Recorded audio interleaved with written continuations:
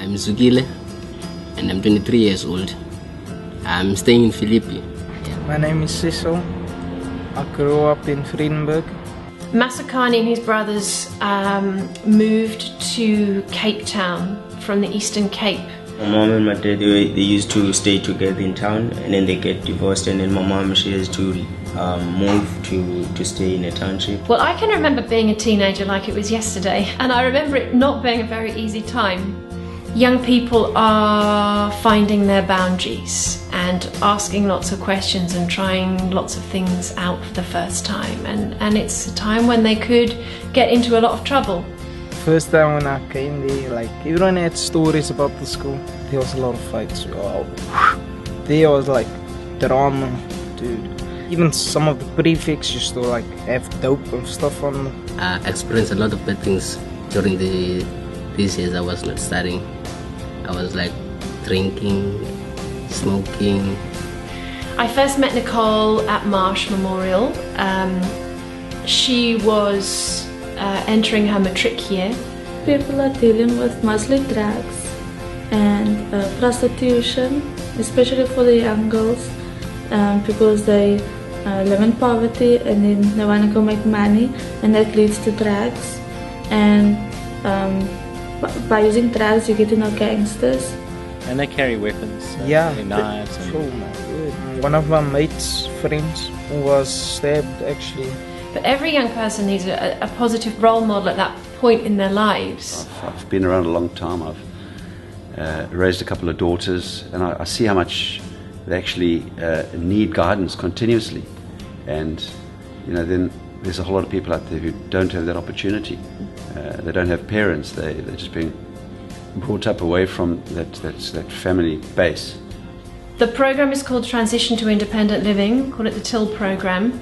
Every young person in the TIL program is given a mentor, and the mentors work one-to-one with the mentees. After a few discussions, we went on a course, a training course, and I've done some mentoring before in the work environment. She introduced me to Cecil, and that's how we began our relationship. They commit to the program for 12 months, as do the young people. They sign an agreement to each other, and they meet once a week for at least an hour a week. We talk about general stuff, and I would ask her about advice about personal problems and also academic stuff. It's helpful for me because I never grow up sitting with someone and share how do I feel. The first few weeks, we were just really getting to know each other, finding common ground, and it was interesting to understand where Cecil comes from, understand what his requirements are, what he's looking to do, how he's looking to better his life, and what his dreams and aspirations are. We found some common ground in rugby and football. I'm a crazy Liverpool supporter. Manchester United.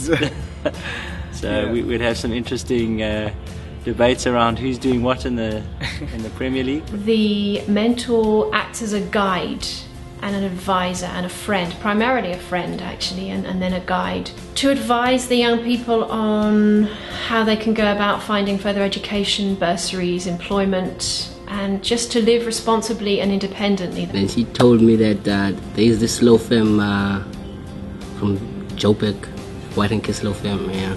Very kindly they offered to support him. They wanted to mentor him and guide him, and they actually paid his registration fee on the understanding that he will pay it back to them. He's getting great support from a lawyer at White and Case. She's the one who's helping me to cope with the circumstances. It's my first time and there's a lot of work, so when I'm depressed and all that, she gives me the support, all the support I need. Nicole is now studying at SIBA, which is a business university in Cape Town, and I actually saw her report last week and she's got some really good grades. Mas, she's doing very well. Yeah, he works with me on the source here. He has done very well in a part-time job that he started. Well, he started working in a restaurant in town while he was still in school, and they've offered him a full-time job, and he's doing very well there now. And he's also training. He's at college doing a chef's course. I can say my average percentage is 70-something. Zukile is getting some great grades. He's struggling in one or two areas, but he's working really hard, and he wants this because he's had a few years since getting his matric. of doing nothing. And now he's got some direction and a goal and some support. And so he's doing really well. Cecil's just moved back to his community. He recently completed a football coaching course, and when I last spoke to him last week, he told me that he's now going to be coaching at the local primary school. See, what I wanted to do is to bring soccer back in the community, because it takes some kids off the streets. And Cecil's going to get paid for his work so he can sustain himself. So he's one of our success stories. Most charities focus on young kids, whereas we've got these young adults who transition into independent living, into real life, if you like. There's very little focus there, and it's such an important area, specifically these young adults who are coming out of homes. And you can see the benefit already, the huge success that we've had in Say Yes. Some children, they make the wrong decisions about how to live their life and stuff like that, and I think actually it's a good thing, and it keeps more people like what's on the streets and into drugs, that will attract them and take them out of drug abuse and stuff like that. The more I learn about it, the more I see that there's a massive need out there, and it's not just for people like Masakane who willingly realize that they need it. There's a whole bunch of people out there who don't realize they need it, and there seem to be a lot of people that sit on the fringe that we need to bring in. I don't want to go back there now.